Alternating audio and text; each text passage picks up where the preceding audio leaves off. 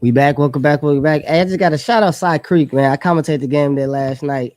They gave us towels. So I appreciate that. You It was appreciate rowdy. that It was towel, huh? rowdy. It was rowdy in there, and nobody took it. So I was pretty happy about that. And you know how people get about them towels, them games.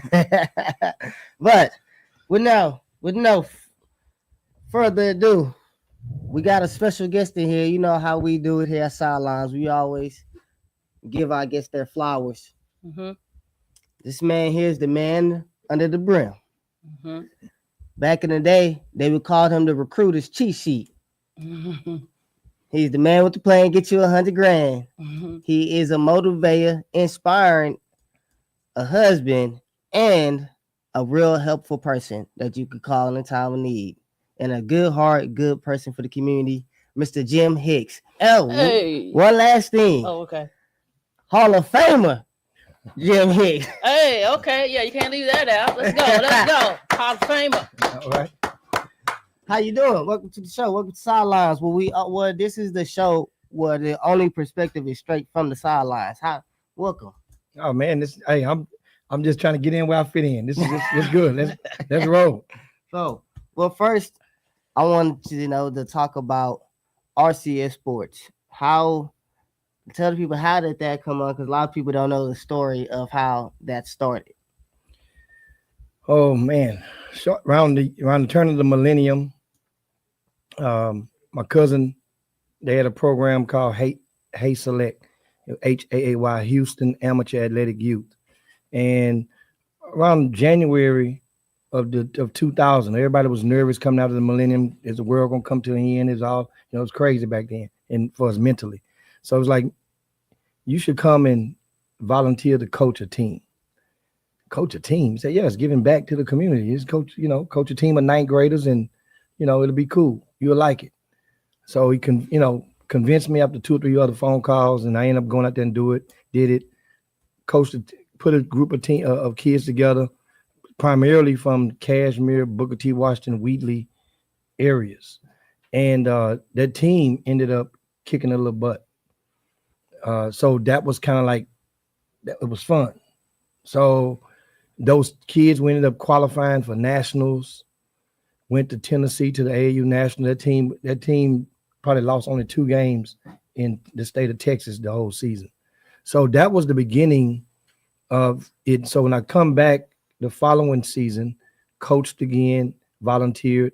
Those kids went to 10th grade then. And one of the kids had pretty much moved the needle nationally. So when you go to stuff like AAU nationals and at that time, there was no social media. There was not abundance of scouting services. There was not many people that were ranking kids in a metropolitan area. You had maybe the state, and that's all you got. So this was the old-fashioned way of getting that exposure. So we go and we did that. And one of the kids, his name was Tac Minor. So Tac Minor, everybody around the country had remembered Tac from the year before at AAU Nationals. That was the first time going out to state. Man, who was this kid? So that was kind of like what got people's attention. So then that means college coaches. We went to the AAU National 16U, and the guy, Vince Baldwin, he worked for Nike at the time, and George Raveling ran the grassroots department of Nike. And one of my college best friends grew up with Vince Baldwin, put us together. And when I got to Michigan, put me in the car to say, come ride with me to lunch. And we can talk then. I mean, just had barely met him 5 minutes. So we go on the way to lunch, and he asked me, he already heard about this kid. Tell me about this kid, Tac. And I explained, I gave him my spiel. Hey, man, he's, gotta be, my sample size of measuring kids at that time was small. So I don't really know what's great because I only been with this kid. I know, and your heart is already in something. So sometimes your eval can be a little bit off. So we go, and I give him the eval to Tac Minor, and he right there on the queue, he calls George Raveling on the phone. We hadn't even made it to the restaurant yet. We're in the car. Just met this guy like 10 minutes ago. We go, and George gets on the phone, and he asked me some questions about, can you get him to Indianapolis in pretty much a week, in 10 days? I say, yeah, sure. We can get him that in 10 days, and that was an invite to the Nike All-American camp, but despite him being a sophomore. So by him being a late add-on to the camp, and LaQuee, you certainly knows working with John Lucas and how you can add a kid on at the last minute. The stuff is already printed up. So they add him into the camp. He's like a right on. He say, well, and you got a 5'10" guard, you would just stick him anywhere. Just put him in there. Put him in there. I don't know what his kid is on that level. They know him, So they happen to put him on the team on the 5-on-5 team of one of the most popular player in the camp that particular year. This guy had a documentary cameras following him everywhere he went. That was Amari Stoudemire. So Amari Stoudemire, he's on Amari Stoudemire's team. So everybody, he didn't even go to, he bypassed college eventually and went straight out of high school. And so his 3-on-3 team was, they just added him on the team. They said, we'll just add him anywhere. This ain't nobody. He was on the team with JJ Redick, PJ Tucker, and I forgot who the third guy was. 4 people on 3-on-3 team, but you sub out. So they won first place in 3-on-3 eventually. So that means now college coaches coming, grabbing me from all different angles because I'm the only person there. His parents couldn't make the trip up there. So that was my intro into becoming one of the most popular persons in the room, because at that point everybody wanted to know who's this kid. He wasn't even in the book because they'd already printed everything up. So when that was the moment, my last year volunteering, because the college coaches now, so I'm popular now at the time, very popular.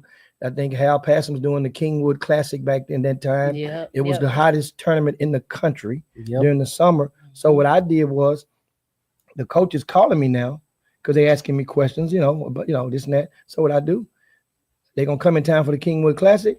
Well, I'm gonna throw a little party for the coaches.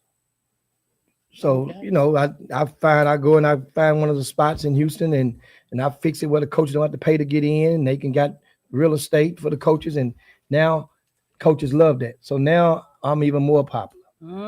You got them going to the right spot, I'm sure. Yeah. So then the coaches started asking me about intel on other kids. So then I say, you know what? Let me put together a little booklet. So when the Final Four came, I printed up a little booklet, and that's how the recruiter's cheat sheet was born, with intel on about maybe 20 kids in each grade. And at the time, many people didn't have email addresses back then, but the phone numbers was important because in those days, the summer coach would put his phone number down for all of the top kids on his team. Right. So you get a packet. You think you're calling the kid. If you're a college coach, you're actually calling the summer coach or the guardian or whoever, not the parent or the kid.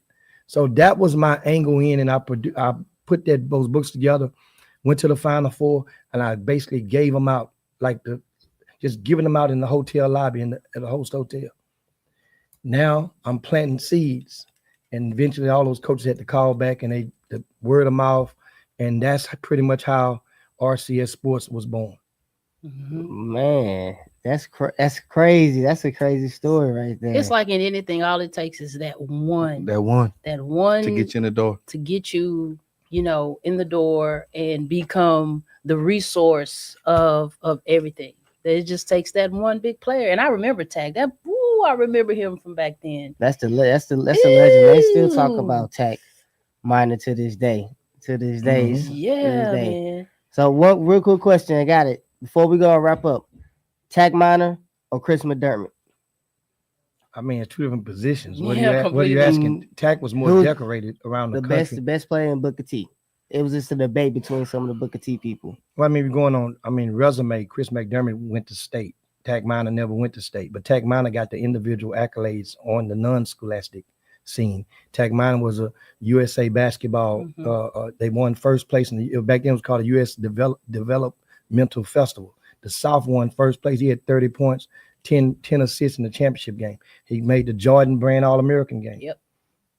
He didn't make the McDonald's because of the fact that he didn't get nominated by his coach.